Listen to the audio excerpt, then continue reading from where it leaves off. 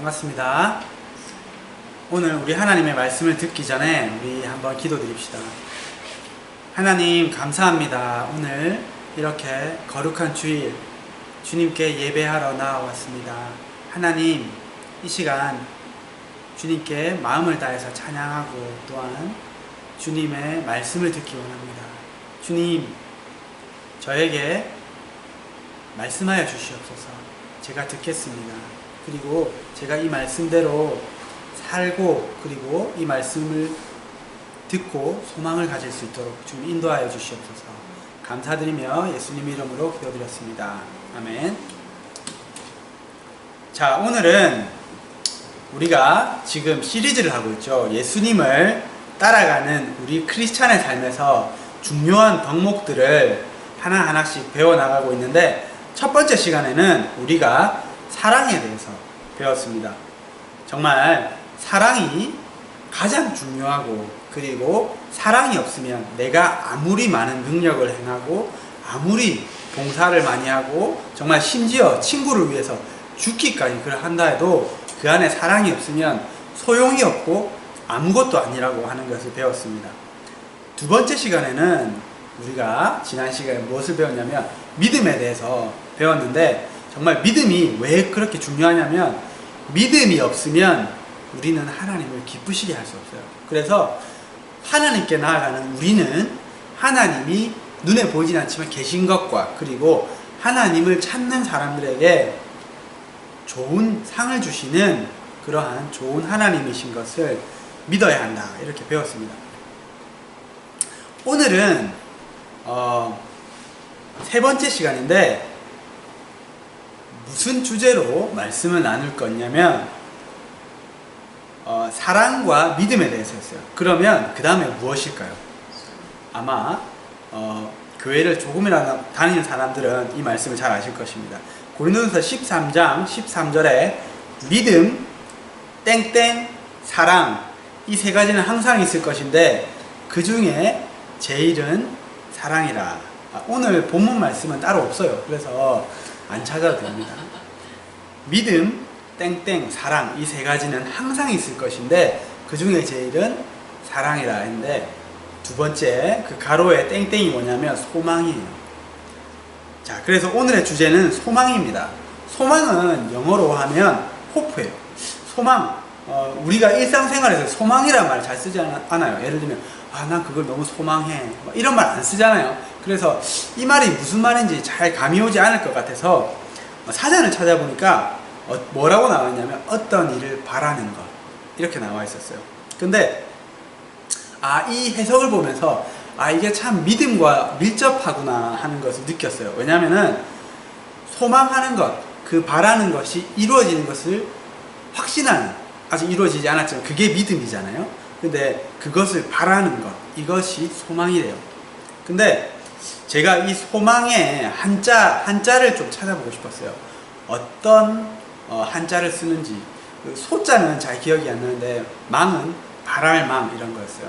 소는 정확하게 그것과 그렇게 관련이 없었던 뜻이었던 것 같아요. 근데 이 소망을 네이버에서 딱 한자로 찾아보니까 해석이 뭐라 나오냐면 삼덕의 하나, 이렇게 나와요. 삼덕이 뭐겠죠? 믿음, 소망, 사랑이죠. 그리고 이렇게 나와 있어요. 하나님에게 향한 변치 않는 사랑과 믿음이 그들을, 우리 믿는 자들 말이겠죠? 예수의 재림, 미래의 행복, 곧 영생으로 이끌어 주리라고 바라는 일, 이게 소망이라고 나와 있어요. 근데 이게 크리스천 사전이 아니고 일반 네이버 사전에 이렇게 나와 있어요. 근데 제가 이 해석을 봤을 때 정말로 정확하게 잘 해석해 놓았구나. 아마도 이거를 이렇게 해석하고 적어놓은 사람이 크리스찬이지 않을까 하는 생각이 들었어요. 정말 이 해석처럼 우리가 하나님 안에서 소망을 갖는 이유는 우리에게 예수님이 다시 오실 것과, 그리고 부활할 것과, 그리고 천국에서 영원히 살 것에 대한 그러한 소망이 있기 때문이에요. 오늘 우리가 이 말씀을 듣고 정말 내 안에 있는 이 예수님을 향한 이 하나님 안에서 우리 소망을 가지고 있는데 이 소망이 더욱더 견고해지고 그리고 뚜렷해지기를 진심으로 축복합니다. 하나님을 믿는 사람들과 하나님을 믿지 않는 사람들 사이에는 정말로 많은 삶의 큰 차이가 있어요. 그런데 그 차이를 더욱 극명하게 확실하게 볼 수 있는 때가 언제냐면 그것은 바로 죽음의 순간입니다. 사람이 죽을 때 그것을 확실하게 알 수 있어요. 하나님을 정말 평생 동안 잘 믿다가 죽음을 맞이하는 사람들은 별로 죽음을 두려워하거나 슬퍼하지 않습니다. 오히려 이 사람들에게는 이 죽음은 기쁜 순간으로 받아들여지기도 합니다. 왜냐하면 이 힘든 세상에서 믿음을 잘 지키고 드디어 천국으로 가는 그 날이, 그 순간이 죽음이기 때문입니다. 저는 이 천국으로 들어가는 죽는 그 순간을 생각할 때 그런 장면을 떠올려요. 제가 군대에 있을 때 막 일주씩 이렇게 길게 훈련을 하고 마지막에는 행군으로 마무리를 합니다. 그러면 행군을 할 때 정말 완전군장을 하면 40kg가 넘는 그러한 짐을 들고 또 무거운 총을 차고 그리고 무거운 전투화를 신고 그렇게 걷다가 정말 몸과 마음이 정말로 많이 피폐해질 대로 피폐해져 있죠. 그렇게 지친 상태에서 딱 우리 부대 입구를 딱 들어가면 좌우에 이렇게 군악대가 쫙 있습니다. 거기서 빵빠레를 불고 그리고 또 막 북을 치면서 군가를 막 부르거든요. 그러면 마음이 진짜 뜨거워져요. 군대를 갔다 오신 분들은 이걸 알 거예요. 정말 마음이 진짜 뜨거워지면서 막 전방에 힘찬 함성 3초간을 발사하는데 너무 기뻐요. 드디어 끝났구나. 그러면서 이제 들어가서 쉰다, 들어가서 잔다, 이러한 그 벅찬 감동과 기쁨이 있거든요. 아마 우리가 천국에 들어갈 때 아마 이러한 느낌의 한 1000만 배 정도 되지 않을까. 드디어 이 힘든 이 세상을 끝내고 천국으로 들어가구나. 그렇기 때문에 하나님을 믿는 사람들에게 이 날은 슬픈 날이 아니라 기쁜 날이에요. 그래서 죽음을 당하는 그 사람도 또 장례식장에 있는 그 사람들도 그렇게 슬퍼하지 않습니다. 죽음을 당하는 그 사람은 오히려 평안하게 그렇게 죽는 그런 경우를 많이 보는데, 저희 은사 목사님께서 그 동생분이 젊은 나이에 암으로 돌아가셨어요. 예수님을 아주 잘 믿다 돌아가셨는데, 그분이 돌아가실 때 어떻게 돌아가셨냐면 이야기를 해주시는데 웃으면서 천사가 보여요 이러면서 딱 죽으셨대요. 그리고 그분이 늘 하시는 말씀이 뭐였냐면, 투병 중에도 나는 곧 천국으로 가기 때문에 너무나 럭키하다, 너무나도 운이 좋다, 이런 말을 계속 했다고 해요. 또 남겨져 있는 유족들도 지금 당장 이 세상에서 이제 더 이상 볼 수 없는, 사랑하는 가족을 볼 수 없기 때문에 슬프긴 하지만은 이제 이분이 먼저 천국에 가 있는 것을 알고, 그리고 우리도 곧 따라가서 만날 것을 알기 때문에 그렇게 슬프진 않습니다. 그런데 반면에 하나님을 믿지 않고 죽음을 맞이하는 사람들은 이 죽음을 너무나도 두려워합니다. 그리고 죽지 않으려고 정말 1분 1초라도 더 살아보려고 막 애를 쓰는 것을 우리가 볼 수 있습니다. 그도 그럴 것이, 이제까지는 하나님이 없다고 믿으면서 내 마음대로 살았는데 막상 죽음을 딱 맞닥뜨리고 보니까 이제 내가 어디로 갈지 뚜렷하게 알지 못하지만은 막연하게 아마도 알지 않을까. 내가 천국은 가지 못하고 이제 지옥으로 가겠구나 하는 것을 막연하게 알기 때문에 그 두려움이 너무나도 심하게 찾아오는 것입니다. 그래서 정말 평생 예수님이 없다, 믿지 않는다, 하나님은 안 계시다, 그렇게 믿고 마음대로 그렇게 살아왔던 사람들도 신기하게도 죽음의 순간이 찾아오면, 또는 뭐 죽을 병에 걸린다든지 그러한 삶의 위기가 찾아오면 하나님을 찾습니다. 와, 이것이 진짜구나. 정말 내가 죽고 난 다음에, 이때까지 죽음이 멀리 있다 생각했는데 막상 내 눈앞에 다가오고 보니까 이것이 정말로 보통 일이 아니구나. 죽고 나서 내가 그 삶을 준비해야 되겠구나, 이렇게 생각하게 되는 것입니다. 그래서 그렇게라도 늦게 예수님을 믿고 내가 죄인임을 인정하고 고백하고 하나님의 그 사랑의 그 오퍼를 받아들이는, 그렇게 구원을 받는 분들이 있는데, 그렇게라도 정말 구원을 받는다면 정말로 다행입니다. 혹시 이 말씀을 듣는 분들 중에서 아직까지도 하나님을 믿지 않고 예수님께 내 삶을, 예수님을 내 구주로 영접하지 않은 분들이 있다면 꼭 빨리 정말 예수님을 영접하고 천국을 준비하시기를 소망합니다. 그리고 이러한 믿지 않는 사람들의 장례식에 가보면 정말 유족들도 애통함과 슬픔과 그리고 아쉬움으로 가득한 것을 볼 수 있습니다. 왜냐하면 이 사람들에게는 더 이상 이분을, 돌아가신 그분을 볼 수 있는 그러한 소망이 없기 때문입니다. 또 우리가 이 세상에서 크리스찬으로 살다 보면 정말로 많은 불편과 불이익을 감수하게 됩니다. 아직 희원이는 어려서 이런 것을 많이 경험하지 못했겠지만은 아마 이미 경험하고 있을 거예요. 그리고 나이가 들면 들수록, 세상을 살아가면 살아갈수록 이것을 정말 많이 경험하는데, 예를 들면 주일에 일을 하면 훨씬 높은 시급을 받을 수 있어요. 그렇지만은 그것을 포기해야 돼요. 그리고 장사를 하시는 분들은, 사업을 하시는 분들은 주일에 장사를 하면 사람들이 많이 쇼핑을 하기 때문에 훨씬 많은 돈을 벌 수 있어요. 그렇지만은 내가 하나님께 예배드리기 위해서 그것을 내려놓아야 돼요. 세상 사람들이 당연하다고 생각하면서 즐기는 그 수많은 쾌락들도 하나님을 믿기 때문에, 하나님의 말씀에 옳지 않다 말씀하기 때문에 그것들도 참아야 돼요.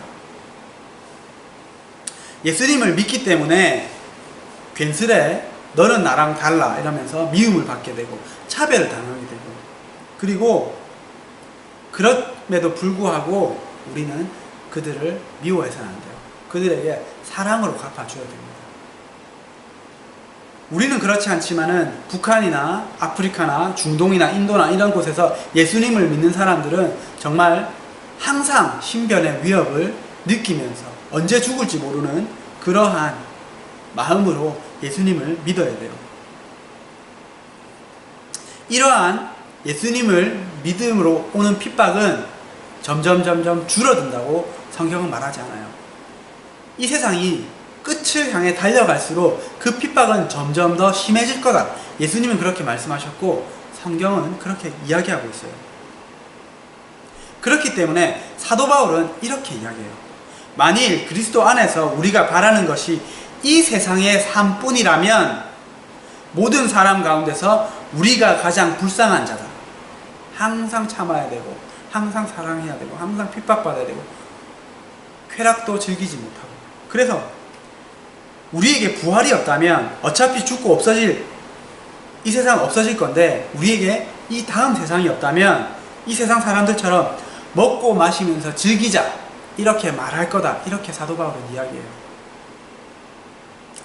그런데 이 말을 잘 들어보면 우리가 바라는 것이 이 세상의 삶뿐이라면, 우리에게 부활이 없다면 이 말이 정말 중요한 것입니다. 우리에게는 이 세상의 삶이 끝이 아닙니다. 우리에게는 다음 세상이 있고 또한 부활이 있습니다. 그렇기 때문에 우리는 이 소망을 가지고, 우리가 가지고 있는 이 믿음을 놓지 않을 수 있는 거예요.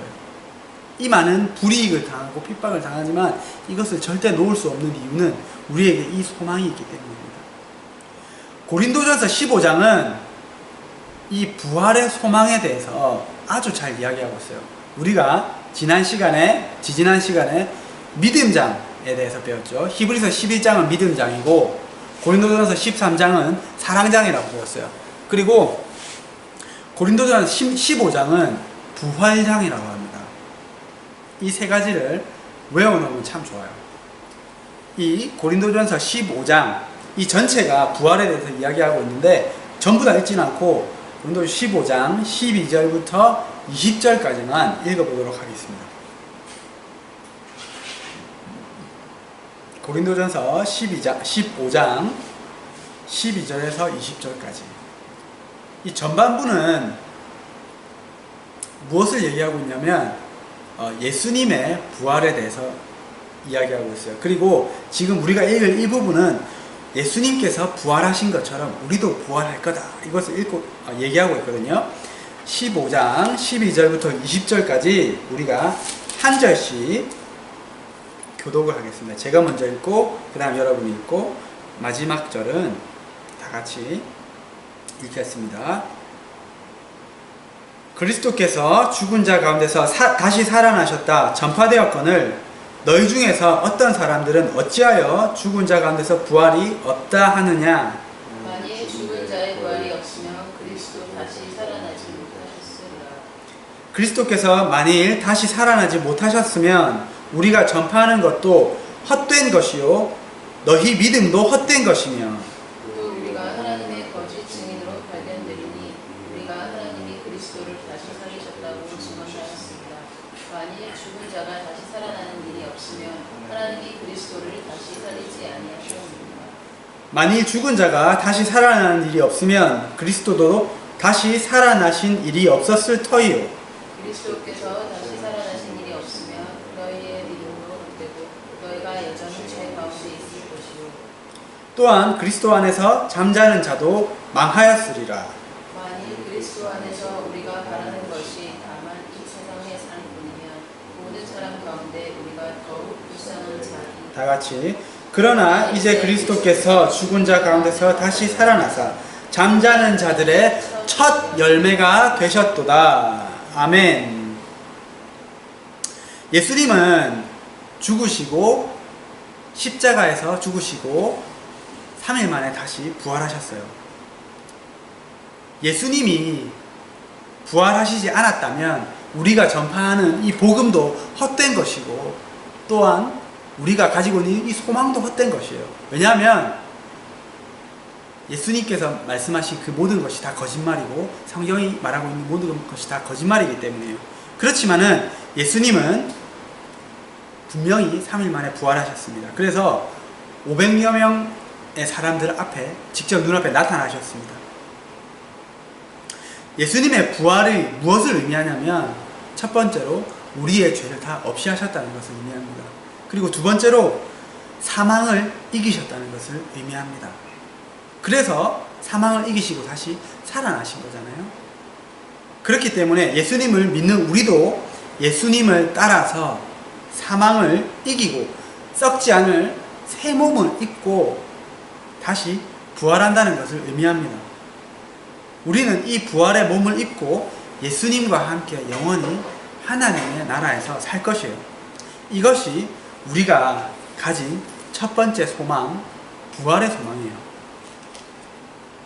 그 다음에 우리가 또한 가지고 있는 소망은 어떤 소망이냐면 예수님께서 다시 오신 것을 믿는 그 소망입니다.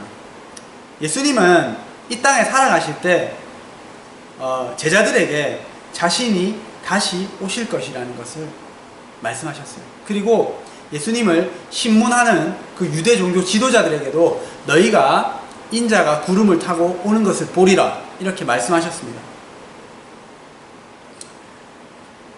마태복음 24장 30절에 보면 인자가 구름을 타고 능력과 큰 영광으로 오는 것을 보리라 이렇게 예수님께서 마지막 때에 대해서 말씀하시면서 이 말씀을 하십니다.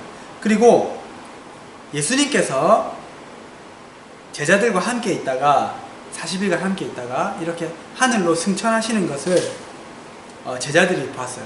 그러면서 제자들이 하늘을 쳐다봅니다. 예수님께서 올라가시는 걸 볼 때. 그러고 쳐다보고 있으니까 옆에 천사들이 나타나서 이렇게 이야기해요. 갈릴리 사람들아 어찌하여 서서 하늘을 쳐다보느냐. 너희 가운데 하늘로 올려지신 이 예수는 하늘로 가심을 본 그대로 오시리라 하였느니라. 이렇게 사도행전 1장 11절에 기록하고 있습니다. 이뿐만 아니라 데살로니가 전서 4장 13절에서 18절은 예수님의 재림과 죽은 자들이 부활할 것에 대해서 상세하게 설명하고 있는데 우리가 이것을 함께 찾아보겠습니다. 데살로니가 전서 4장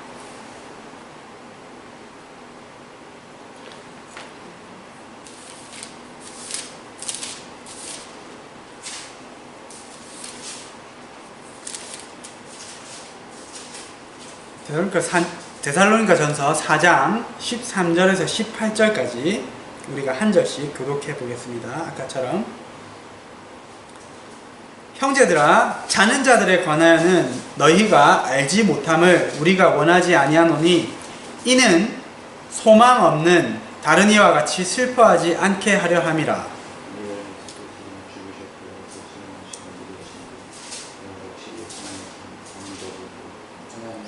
자, 332페이지입니다. 다시 한번 읽어볼까요? 4장 13절입니다.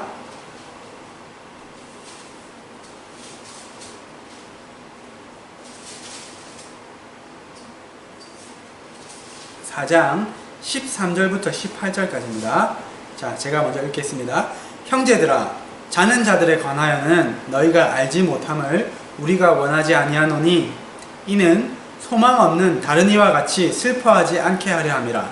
우리가 예수께서 죽으셨다가 다시 살아나심을 믿을진대 이와 같이 예수 안에서 자는 자들도 하나님이 함께 데리고 오시리라. 우리가 주의 말씀으로 너희에게 이것을 말하노니 주께서 강림하실 때까지 우리 살아남아 있는 자도 자는 자보다 결코 앞서지 못하리라.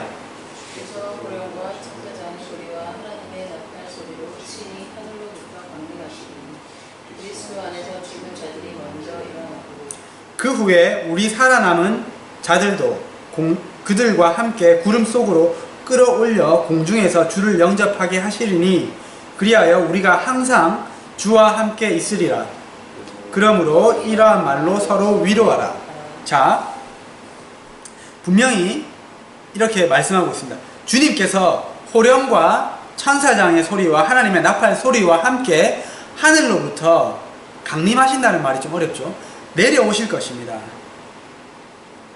그러면 만약에 이때 우리가 죽었으면, 지금 먼저 죽은 사람들처럼 죽었으면 우리가 부활의 몸을 입고 다시 살아나서 일어나서 하늘로 올라가게 될 것이고, 만약에 이 일이 예수님께서 다시 돌아오시는 이 일이 우리가 살아있을 때 일어난다면 어떻게 되냐면 우리는 새로운 몸으로 다시 옷을 입고 예수님을 만나러 살아있는 그대로 공중에 싹 올라가는 것입니다.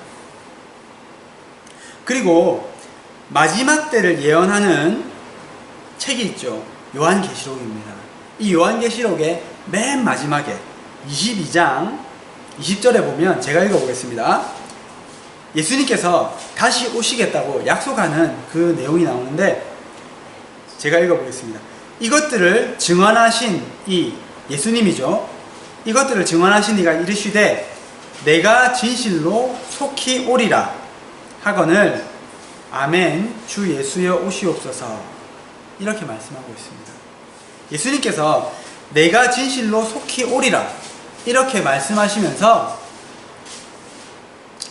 이 요한계시록을 마무리하고 있는 거예요. 예수님은 이렇게 반복해서 우리에게 다시 오시겠다고 약속하셨습니다. 우리는 이 소망을 가지고 살아갑니다. 예수님이 다시 오시면 어떤 일들이 일어나냐면 예수님이 사단을 물리치실 거예요. 그리고 이 세상의 모든 악을 제하시고, 그리고 하나님의 의의 나라를 이 세상에 세우실 것입니다. 주님이 만왕의 왕이 되셔서 다스리실 것입니다.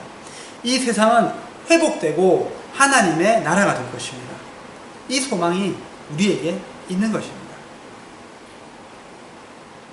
마지막으로 우리는 어떠한 소망을 가지고 있냐면, 우리는 하나님께서 다스리시는 아름답고 완벽한 세상, 더 이상 슬픔이나 근심이나 걱정이나 애통함이나 이런 것이 없는, 아픔이 없는 완벽한 세상에서 영원히 하나님과 그리고 서로 사랑하면서 평생 살 거예요. 요한계시록 21장 3절 4절을 제가 읽어보겠습니다. 하나님이 그들과 함께 계시리니 그들은 하나님의 백성이 되고 하나님은 친히 그들과 함께 계셔서 모든 눈물을 그 눈에서 닦아주시니 다시는 사망이 없고 애통하는 것이나 곡하는 것이나 아픈 것이 다시 있지 아니하리니 처음 것들은 다 지나갔음이로라. 우리가 유튜브에 보면, 그리고 책에도 보면 천국을 갔다 오신 분들이 그 천국에 대해서 간증하는 그러한 많은 내용들이 나옵니다. 그 내용을 보면 정말 천국은 정말로 아름다운 곳이고, 성경에는 천국에 대한 그런 묘사가 많이 없지만은 정말 생명수가 흐르고 있고 정말 생명나무가 자라서 우리가 그것을 따먹고 영원히 살고, 그것 정도밖에 나와 있지 않지만은 정말 천국을 다녀오신 분들의 간증을 들어보면 정말로 아름다운 곳이에요. 그곳에서 여러분이 이 땅에서 느끼는 그 행복을 한번 생각해 보세요. 정말 맛있는 것을 먹을 때 그 행복, 사랑하는 사람과 그 사랑을 나눌 때 그 행복, 하나님의 사랑을 듬뿍 받아서 내가 은혜가 충만할 때 그 행복을 한번 상상해 보세요. 그것이, 그 행복보다 훨씬 더한 행복이 평생 이어지는 그곳에서 여러분이 한번 산다고 생각을 해보십시오. 얼마나 기쁘고 얼마나 좋을지. 정말 그 소망이 우리에게 있는 것입니다. 그렇기 때문에 우리가 비록 이 세상에서 환난을 당하고 그리고 인내하지만 우리가 소망을 잃지 않는 것입니다. 그리고 오히려 기뻐할 수 있습니다. 왜냐하면 우리의 이 환난들이 천국에서 우리의 상이 되고, 언젠가는 이곳은 우리가 잠시 지나가는 곳이고 그곳에서 평생 살 것이기 때문입니다. 우리가 환난 중에도 즐거워하느니 이는 환난은 인내를, 인내는 연단을, 연단은 소망을 이루는 줄 알미로다. 이 부활의 소망, 이 재림의 소망, 이 천국의 소망을 가지고 기쁨으로 이 세상을 이기면서 살아가는 저와 여러분이 되시기를 축복드립니다. 자, 우리 마지막으로 기도하고 우리 말씀을, 우리 예배를 마칠 텐데, 하나님, 우리에게 이러한 소망을 주시니 감사합니다. 주님, 내가 힘들고 어려울 때마다, 낭망할 때마다, 주님, 내 옛사람이 올라올 때마다 주님, 이 소망을 생각하며 더 참고 기뻐하게 하시옵소서. 주님, 주님이 오실 날을 사모하며 기다립니다. 우리 이렇게 기도드리겠습니다.